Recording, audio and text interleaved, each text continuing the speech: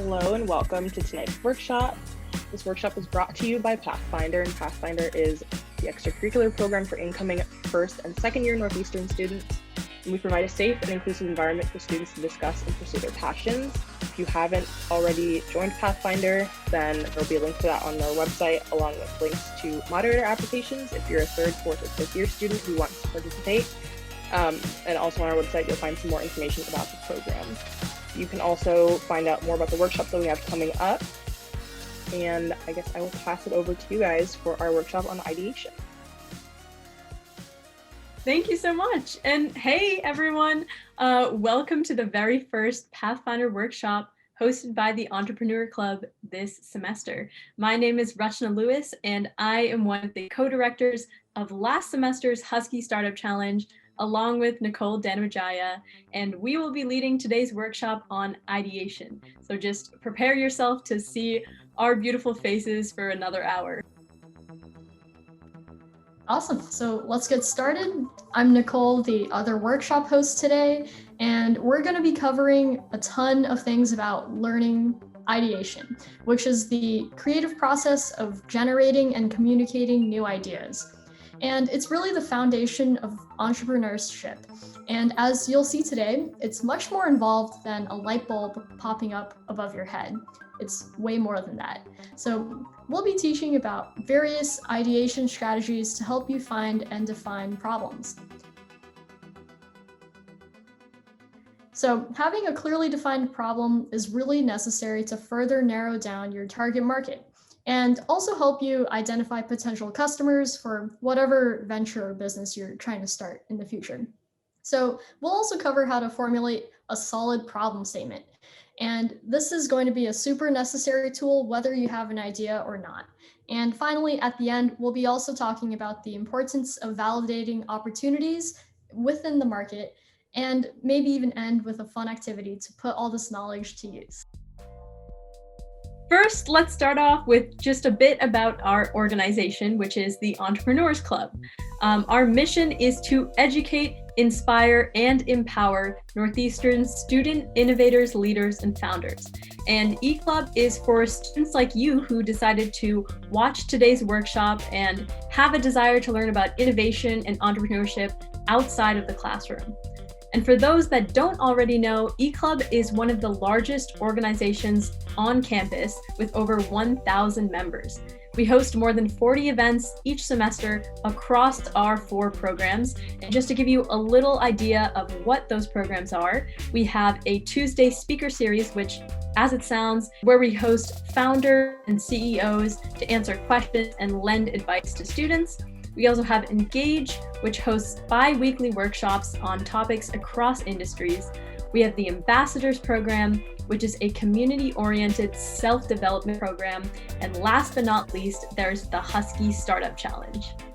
And the Husky Startup Challenge is where me and Rachna last semester were directly involved running it as co-directors. So it's basically a semester-long venture incubator and startup pitch competition.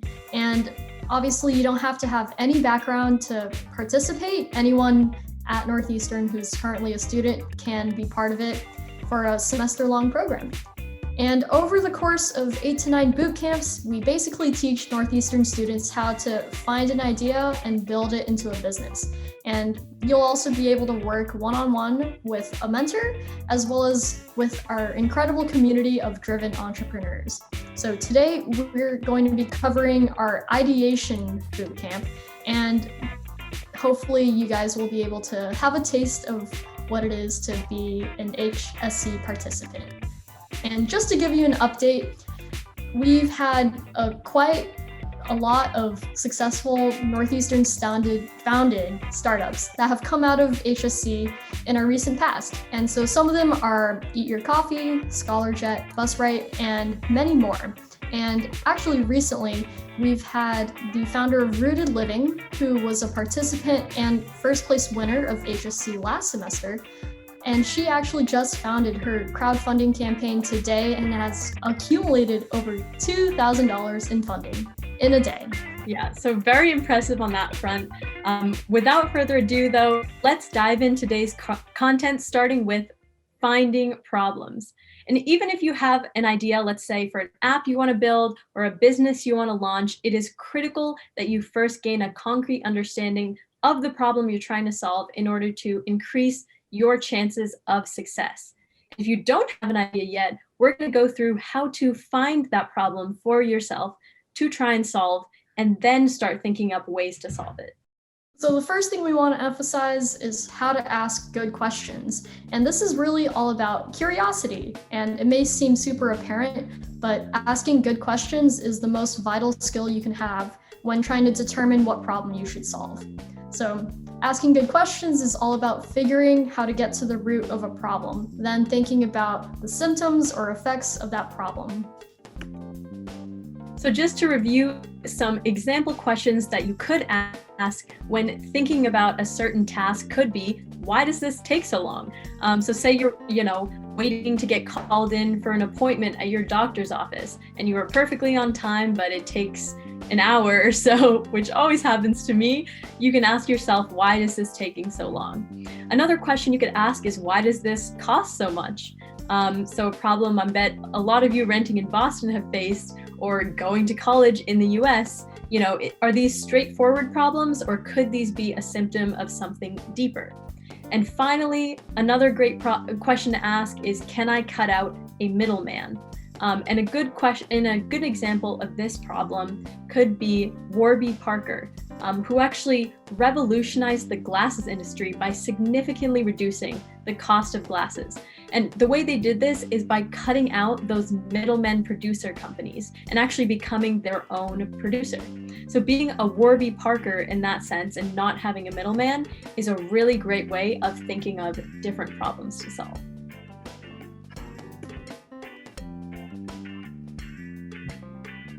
All right, and next is ideation opportunities. And so the first one is alertness, which is, in simplest sense, it's really being alert to the problems you're experiencing or the problems around you. And a great way to practice this is to just have even like a note on your phone that keeps track of various pain points you might have or notice in your day-to-day life.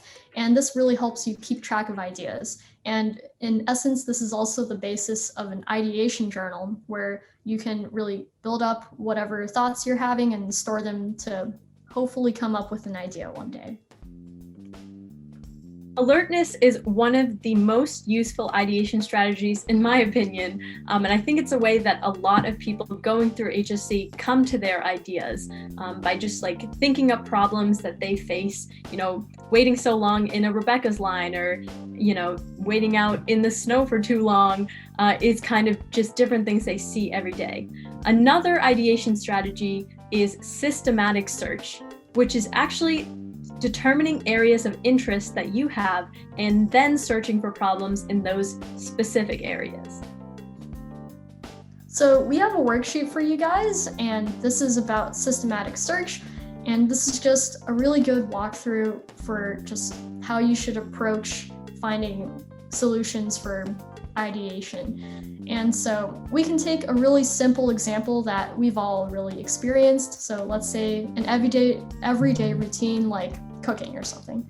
And we can fill this out by just answering the questions, like what do you know about, cooking, and if you like eating, but people tell you that you make a lot of mess in the kitchen after you cook or eat, then the biggest part of this is just being able to have time to clean up, as well as just consistently do that over and over again for future meals. And another question that you could ask to other people who may be busier is, how do they have time to clean their kitchens? And maybe even ask what they would need to alleviate their problems related to cooking or eating.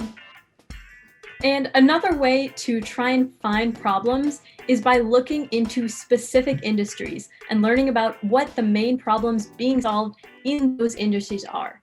So different ways you could do that are, reading articles in Business Insider about that specific industry, or talking to experts that in those fields. So last year, actually, I think one of the winners of HSC was looking specifically into the fashion industry. And that's how they kind of came to their idea. And this year, as we mentioned, Rooted Living was looking at the food industry. So that's how they kind of combine different things to come to their, final end idea. With everything going on with COVID and the stock market, in politics, these are rapidly changing. So it's really important to read up about these and have the most current information. And this goes hand in hand with that as well. Identifying big societal problems is a great way to find something you might want to address with actual impact. So when you think about big societal problems, you're really thinking about things that affect people on a massive scale. So let's say like homelessness, climate change, or inequalities in society. Any of those are really just big problems that could have solutions, or that could need solutions that you could possibly come up with. Yeah, and one of the most pressing ones right now is most definitely, global warming and climate change. And in fact, this is actually the problem that Ethan Brown, the founder of Beyond Meat, aimed to tackle with his company by producing a plant-based meat alternative. And this quote from him reads, quote, "I started to look at the role livestock played in climate and was dumbfounded to find that it was bigger than energies." So looking at this larger societal problem led him to an extremely profitable business opportunity that addressed something that he was passionate about solving. So yeah, looking at larger societal problems is a very good way to start that ideation process. And once you've looked at problems, next is to define your problems. And this is really the crux of ideation and finding opportunity. So once you've really hammered down what you're trying to tackle for a potential solution, now we're really going to try to define the problem. So if you already have an idea in mind and started working towards it, take 1,000 steps back, because today we really want to hammer home the big picture. And that's really all about why is your problem so important, and really making sure that you empathize with your customer from the perspective of the problem, not the solution. Yeah, as Nicole said, solving a symptom or a consequence of the larger problem may not be as effective as tackling the root problem directly. There's a big difference between, say, trying to cut down a tree from its base versus just cutting off little branches of the tree. One is clearly more effective and efficient than the other. And the 5 whys method is actually a very popular way to get at the root of the problem. And I'll just go through an example to tell you how to go through the 5 whys. So consider a situation in which a patient is late to the operating room. Ask, why is that? Well, maybe the trolley that transported the patient took a while to get to the operating room. Why? Well, a replacement trolley had to be found. Why? Because the original one broke. Ask again, why? You hear that the trolley wasn't checked regularly for repairs. And why is that? Finally, the hospital doesn't have a maintenance schedule. That could be your root problem, and it's the one that you could actually address to alleviate these numerous other symptoms. So as you can see, asking good questions and repeatedly asking why will give you a great chance of finding the real problem that you should aim to solve. And a major part of defining your problem is coming up with a problem statement. This is basically a concise description of what problem you've identified. And a good problem statement effectively communicates the problem without needing prior context. And within its own entity, it's in essence an explanation of an area that has gone wrong. So we're going to run through some real world examples of, to teach you how to make a problem statement. So we'll start off with a pretty well-known company. I know a lot of you are sitting in your houses during quarantine. So we'll go through Netflix, which, as you know, is a video streaming and subscription service that offers hundreds of thousands of movies and TV shows at one low monthly price. So, a good problem statement for Netflix could be that renting physical movies is time-consuming and is a hassle for people with busy schedules. Or going to the video store requires fighting traffic, wandering the aisles, and waiting in long lines just to get a single movie. So these are two potential problem statements, and they effectively address the problem that Netflix aims to solve without lending themselves towards the solution of a video streaming service. You notice that none of those words, nothing that talked about what Netflix was, is included in that problem statement. It should really be about what they're trying to address. So going into another example, we can look at, say, the Philips Hue Bluetooth bulb. And this is a smart light bulb that changes color with an app on your phone or with voice control in your room. And a potential problem statement for this might be, plain lighting in a room is boring, can hurt people's eyes, and cannot reflect the mood of the room. So again, those key features of, they didn't talk about color changing light bulbs, they didn't say different features about the product, it was solely the problems that light bulb was trying to address. And these are problems that could have a lot of different solutions. And Philips is just one way of tackling that sort of problem. Our final example is actually GoPro. And GoPro is a action adventure camera that you can strap to your forehead. You can take it underwater. And some of the key areas that GoPro addresses are managing, editing, and sharing content very easily. However, the problem statement for GoPro might not be something that you come to very easily. So a potential problem statement could be that people want to record their experiences, but they also want to live in the moment. And nothing about GoPro is mentioned in that problem statement. It's talking more about a specific issue that people face and that could have a lot of different solutions, like the Snapchat glasses that they were trying to sell, which you can wear glasses and take a picture with those. That is another solution to this same problem statement of wanting to record your experiences but also wanting to live in the moment. So those are just a few examples of how to make a good problem statement. And you'll notice in each of those problem statements, there was a pretty similar pattern that each of those had, which basically is kind of like a user needs some sort of need in order to accomplish some sort of goal. And it doesn't have to be that exact formula, but that's just a really good way to show exactly what purpose your problem statement serves. And your problem statement should try to outline the problem and how you want to solve it. And as Rachna said, it should have nothing to do with the solution itself. So this problem statement should be simple and concise, as well as clear and actionable. And you also want to make sure that your problem statement isn't too vague, which can lead to unmanageable or unclear expectations for your service or idea.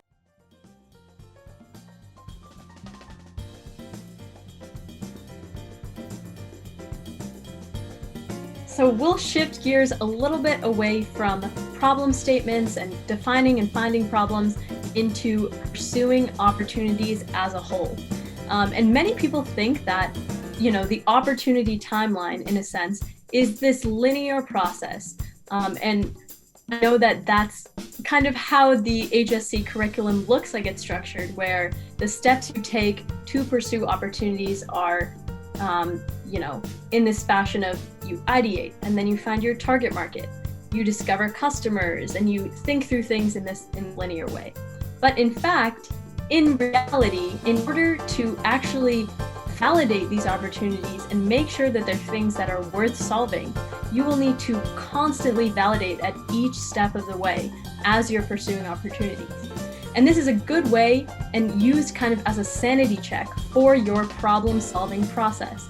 So this is a better idea of like what it should look like when you're both going through the HSC curriculum and just thinking of ideas to pursue on your own. It should be ideation, and then you validate right afterwards, what that problem is. Make sure that it's a valid problem, and make sure the, ideas or solutions that you're coming up with are also valid. And from there, target market, et cetera, should always be validated. And part of this validation and part of evaluating opportunities is researching your problem. So talking more about quantifying your problem, a big part of that is to research. At this point, you want to make sure that you evaluate the opportunities associated with your problem statement. And the number one reason why startups fail is because their product has a lack of market need. They didn't do enough research into that market, and they didn't even know that it's not necessary. So no one will really buy into it. And even if you have the greatest idea in the world, your idea cannot be successful if it doesn't have any customers.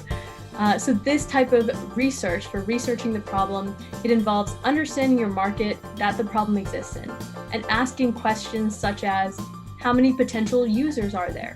How significant is this problem for your users? Is there a specific group of people who are affected the most?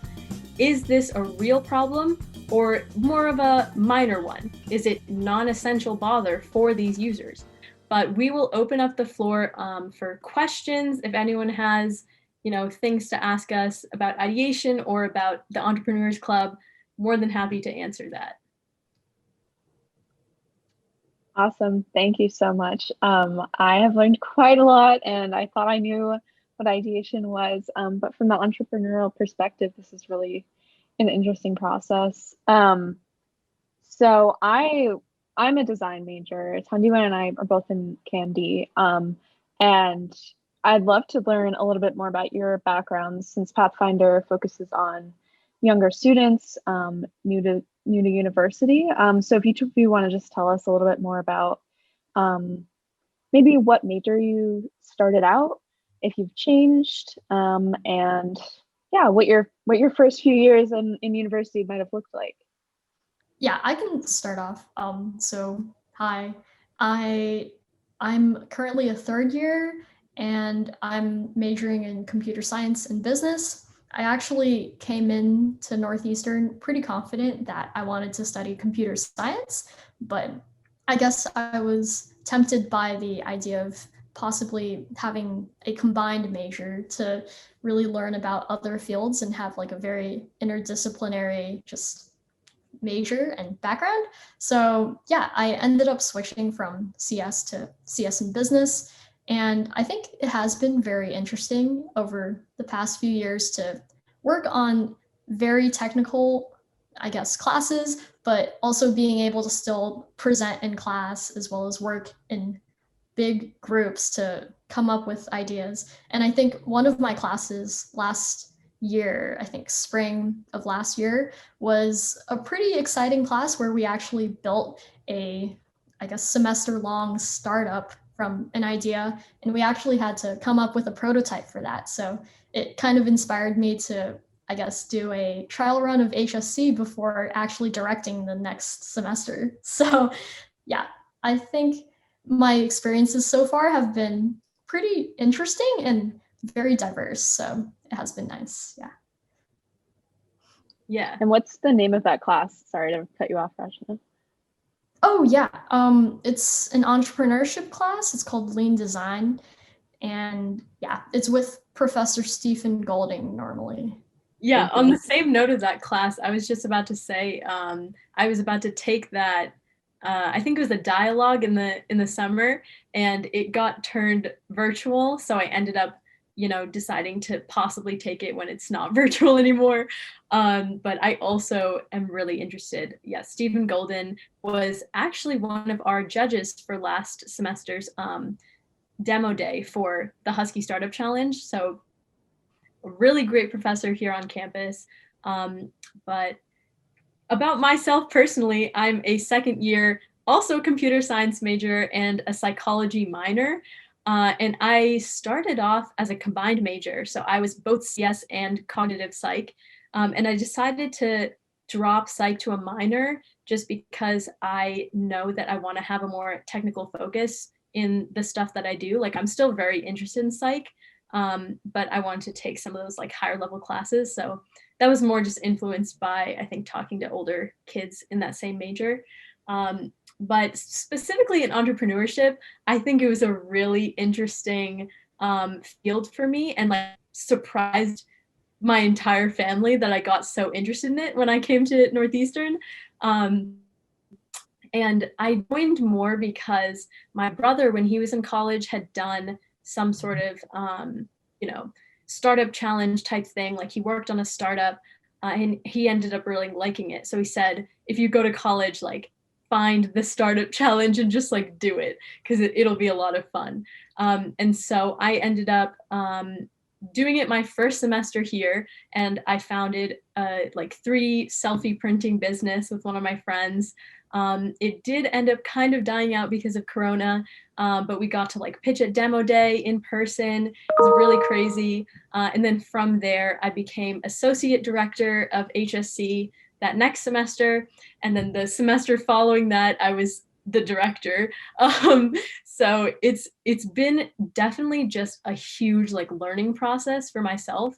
And the fact that I can now like talk about all of these things is really crazy to me. And definitely I want to do something technical, at least for the first few years out of college, but I do see myself like definitely wanting to learn more about business and possibly like starting my own business or working closely on a startup just like a few years out of college, because I love entrepreneurship and I love the entire space and my potential in just like being self-driven. So yeah, that's a little background on me. Wow, thanks for sharing. That's so awesome. And I love how you like started right when you started university, and then were able to like, wow, that's very, very cool. And I'm so glad you got that opportunity. And I was also, so another focus of our program is on experiential learning. And we hope that folks from Pathfinder will choose to participate in Entrepreneurs Club and other Mosaic organizations. So if you guys could just speak a little bit more about experiential learning and how that is incorporated in Mosaic, since it's not a co-op, it's not a study abroad, but it is very experiential, as I'm sure you both know. So either one of you or both of you could speak to that. Yeah, I feel like Nicole can talk a little more about Generate, because she was on the Generate team for I think like a few years, or was it just a few semesters? Yeah, do you want to talk a little bit about Generate? Oh, yeah, sure. So I was part of Generate, I think, for about a year. And I got into it because I was, I guess, applying to co-op. And I was kind of in the phase of like a hackathon craze, I think, at that point. So I really wanted, I guess, to apply what I learned to a school club, because I know for me, it was definitely a feeling of I wasn't sure if I knew enough to contribute to a club. So I kind of like convinced myself eventually that I should just jump into it and just learn as much as I can. And I think that really helped, because when I stepped into Generate, I was able to really work in a team and build a project, which actually our project was one of the Husky Startup Challenge finalists, I think, mentor match. And so it got me really connected to other orgs as well, because I joined Generate and I was able to find out more about HSC and potentially joining eClub.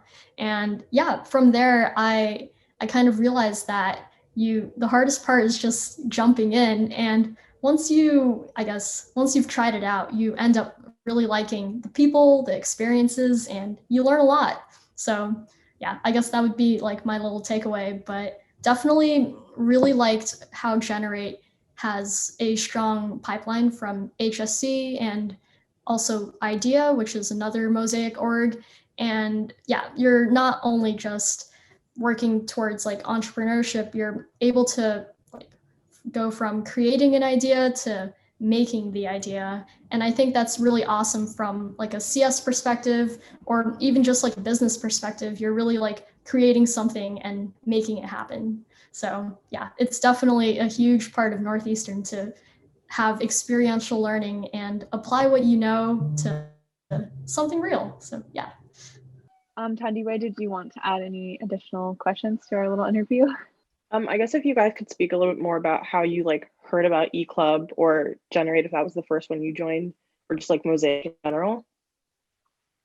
Sure, yeah, I can hop in there. And I think just one thing I wanted to add to Nicole's is I know we really like to talk about Mosaic and eClub like working together as like eClub is the top of the funnel. I know Neil uses that analogy a lot. Neil is the president of eClub right now. But we're kind of one of the main programs where people first get introduced to Mosaic. And from there, they learn about a lot of the other clubs like Generate and Scout, et cetera, et cetera. And I think that also has a lot to do with the way that the Husky Startup Challenge in particular is structured, but also, you know, it's really easy to get involved with our other programs. Like the Tuesday Speaker Series is something where you can kind of just hop on the call, you register, and you get to ask questions to people like the CEO of Staples, and you know the founder of DraftKings, and all of these insane you know founders and CEOs that have so much good advice for us. Wayne Chang was on one of our calls, like some amazing entrepreneurs, amazing you know founders. Robin Chase as well. I'm sorry, I'm thinking of all of the great names, but that was probably one of the easiest ways and the first ways that people like get introduced to this idea of like entrepreneurship. And then from there, you know, Engage workshops, you can also just kind of like hop into those. I think with the Husky Startup Challenge in particular, I mean, I found out about it because we do a lot of marketing. And so when I was like walking around campus, I would just see the posters everywhere on campus, and I eventually was like, okay, like I'll do it. I get it, like I'll do it. But I'm so happy that I did. And in this virtual setting, it's harder to keep that up, but you know, I think we've definitely done a good job like getting our name out there. And yeah, and after the Husky Startup Challenge as well, if you go through the program, we highly encourage everyone who goes through from knowing basically nothing to having like a good, you know, background of their idea, of the solution they're trying to pursue, of like what a prototype of their solution could look like, etc. And taking that into Generate and Scout and like all of these other Mosaic orgs. So we definitely try to funnel them into the rest of the programs and Idea as well. Yeah, for sure. Like just to add on, I think eClub is a pretty big presence at Northeastern for sure. I think the hardest part was to, I guess, know when the right time was to join. And I guess the cheesy answer is it's now. I think, yeah, like kind of what I said earlier, it's really easy to, I guess, be psyched out. Maybe you don't have a friend in the club or you're not sure like if this is a right fit. But I think one of the bright sides of being virtual is it's really easy to just hop in and out, try something new. If you don't like it, you can just hop out. Like, there's really a minimal risk here. And I think Mosaic is a really good place to just start and really explore your interests. So if you're not really sure if you like want to start a startup, but you're maybe like interested in learning about entrepreneurship, I think like eClub is definitely a great place to start for that, because we definitely do have a lot of different programs. For some programs are, I guess, hands-on, and others work more on like interdisciplinary skills, or even just learning from other people, like what Rachna said with like our Tuesday Speaker Series. So yeah, and if you're not even a big person in, I guess, entrepreneurship, there's definitely something out there for you. I think we have over 20 orgs in Mosaic, maybe over 15, but yeah, there's definitely a huge network, and a lot of the clubs do work with each other. So sometimes they'll even overlap, and you can kind of see how industries work in that way. Just sometimes you work with things that you didn't think could work together, but yeah. I guess we can end on like, what would you wish you had known like coming in your first year? Like, what would you say to your freshman self that you wish you had known? I can go first, I think. That's a good I've been, question. I feel like I'm closer to my freshman self right now. True. But yeah, like for me, I think the first thing I would say is like join a club. Like, because again, I didn't really join any clubs until my second year. And I guess now I'm a third year, which is that like far off. But it was really just me feeling that I was just intimidated by like what you see on the posters or all these brilliant people, that I wasn't too sure if that could have been me. But I think we're really trying to like humanize it, just like we're really ordinary people with an interest. And I think when you, I guess, find a club, you're really just trying to find people with a specific interest maybe. So I guess like, yeah, just join, just do it. So that would be my advice for sure, because it's one, a great way to make new friends. I think like sometimes, especially maybe now, like classes aren't really an easy way to make friends, but clubs are like definitely different. And I think like you should just try to join one and see if you like it. Yeah, I love that advice.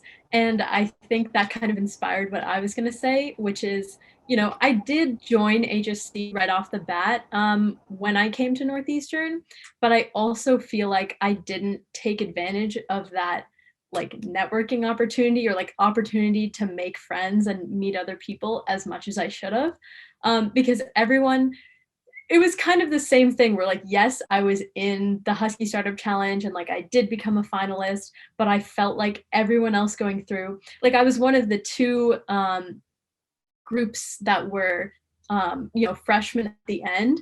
And I felt like even though the rest were like second years, like they were not that much older than me. But I did feel very much like intimidated. And I was like, oh my God, everyone else's ideas is so much cooler than mine, like whatever. When in reality, I should have been like talking to everyone and meeting them and trying to, you know, like meet new people at the school because I didn't know anyone here. And that's something I did much more because I got like reached out to about like applying to the board. Like people saw I had an interest, but also saw that I was like a little bit like reserved, a little bit shy. And if they hadn't taken that step for me, I don't know if I would have. So, you know, obviously at eClub, we try to reach out to people. We try to like help you take that first step. But that's a definitely good piece of advice that I wish I had given myself, which is just like, you know, don't be intimidated by people in this club. Like they are students just like you. And like Nicole was saying, like we're all just like human beings. So yeah, talking to more people, like networking with them, just learning about what they're doing and what they're up to is a very good way to go about like joining these clubs and stuff.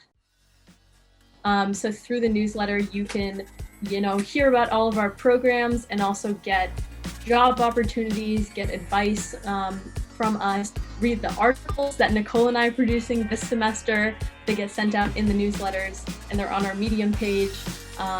So yeah. That was so great. Thank you guys so much. This was like a wonderful presentation. You have so many awesome things to say. So we really liked working with you. Pathfinder meets every week for roundtable discussions. We also meet weekly for workshops just like this one. So check out our Google Calendar and join in next time. Thank you so much and have a great day.